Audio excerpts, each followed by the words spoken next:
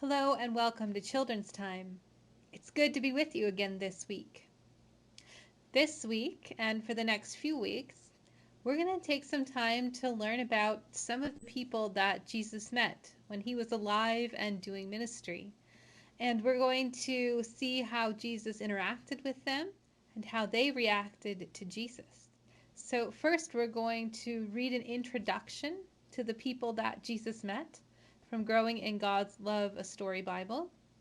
And then we're going to read the story about Mary and Martha, two women that Jesus spent some time with. And all of these stories are going to come out of the Gospels. Remember, those are the 4 books that start the New Testament part of our Bible: Matthew, Mark, Luke, and John. The story about Mary and Martha is based on the Gospel of Luke, chapter 10, verses 38 through 42. So first we'll hear an introduction, and then we will hear the story about Mary and Martha.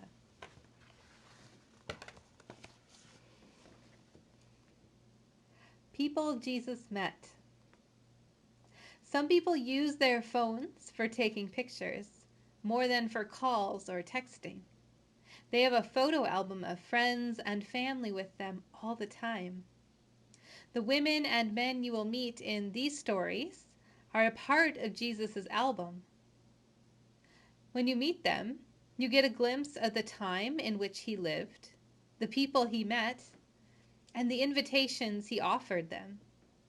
These stories may sound very odd to you, but remember that they happened in a time and a place very different from the one in which we live. As you read them, try to imagine why the gospel writers chose these stories to tell about people Jesus met. You can meet these people in several ways. You can begin with hearing or reading the story, or you can start with the picture, noticing what you see, what the artist chose to show you. The people Jesus met are all very different. They are young and old, female and male, healthy and sick, poor and wealthy.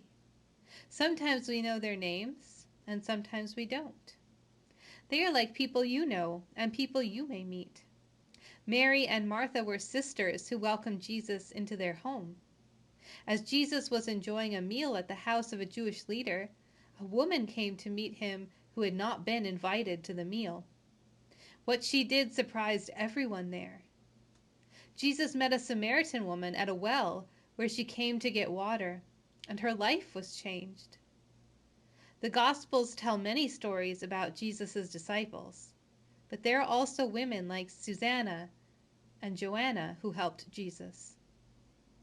He could also count on the help of the first apostles, men he called to leave their work as fishermen and follow him. He met a tax collector named Zacchaeus, a man others really didn't like at all. A rich man who wanted to follow him, and Jesus told him what he must do. A man with a really bad disease called leprosy asked for Jesus' help. Jesus' album tells very interesting stories, don't you think? Sometimes it's easy to know the right thing to do, and sometimes it's hard. Sometimes the choice is between 2 good things, and it's hard to know which one is better. This is a story about a choice that Jesus' friends Mary and Martha had to make. One day, Jesus, along with the disciples, went to the home of his very good friends, the sisters Mary and Martha, and their brother Lazarus.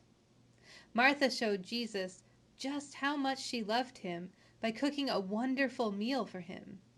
She knew Jesus stayed busy taking care of other people, so she liked to take care of him. Mary showed Jesus how much she loved him by sitting down beside him and listening to him talk about God's love. She couldn't get enough of his stories. 2 sisters with 2 different ways of showing Jesus their love. Is one way better than the other? Let's listen to what happened. "Where is my sister?" Martha grumbled under her breath. "Does she think I have 6 hands? I can't knead the bread and prepare the fish at the same time." The longer Martha worked alone, trying to get everything done by herself, the angrier she became. Ready to explode, she marched up to Jesus and said, "Lord, don't you care that I have to do all the work alone? Make my sister help me." Maybe Jesus wasn't as hungry as Martha thought. Or maybe Jesus knew that Mary needed to hear about God's love more than she needed to cook. He said, "Martha, you are running around like crazy. Why are you trying to do so many things? Look at what Mary's doing. What could you learn from her choice?"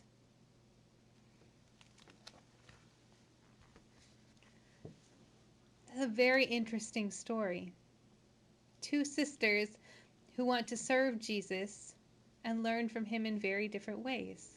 Martha is wanting to do something nice for Jesus. She wants to make sure Jesus is well fed and ready to do his ministry. But she does it in a way that might not be the most helpful. Instead of taking her time and taking pleasure in what she's doing, she's worried about making it fast enough and making sure everything is perfect. And really all Jesus wants is for her to stop, think about what Jesus is teaching, and be able to enjoy this moment of having Jesus in her home and of being able to learn from Jesus. And that's what Mary is choosing to do, to completely give her attention to Jesus so that she can really take in everything that Jesus is teaching. It's not that Martha's choice to serve Jesus by cooking for him and making sure that he had something to eat was wrong.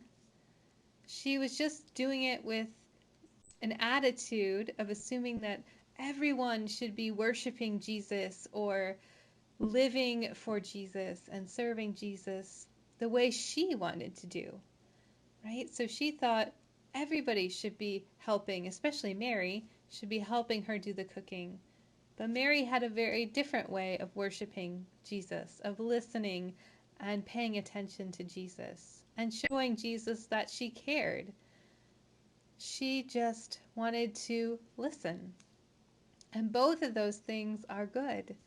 And both of those things were helpful in Jesus' ministry. And so we can take from this story that we all have different ways of serving God too. Maybe some of us are good at cooking, or maybe you bake cookies with your mom or your dad or your grandma or your aunts or your uncles or even your grandpas, right? Maybe when you make those cookies, you could deliver them to someone who needs a lift in their spirits or needs to be given a little bit of happiness that day, right? And that's one way that you can serve God. But you know what? Not everybody is good at baking or cooking. Some people are good at singing, and maybe you could sing a song for someone who needs a little happiness today. You could even record a video of you singing and send it to them, especially in this time of the pandemic. Maybe you're good at reading a story, and that can be serving God. You can read a story to someone who needs to hear a story or who's a little lonely and could use an extra voice in their life. Whatever your gift, whatever you're good at, you can serve Jesus by using that to help others, to share God's love, and to tell others about who Jesus is and all of the love that he has for all people. Will you pray with me? Dear God, thank you that we can learn the stories of the people that Jesus met. Thank you for showing us that Jesus met so many different people. Thank you that Jesus is with us too. Thank you for always loving us and helping us to share that love with others. Amen. It's good to be with you this week. I'll see you next week on Children's Time.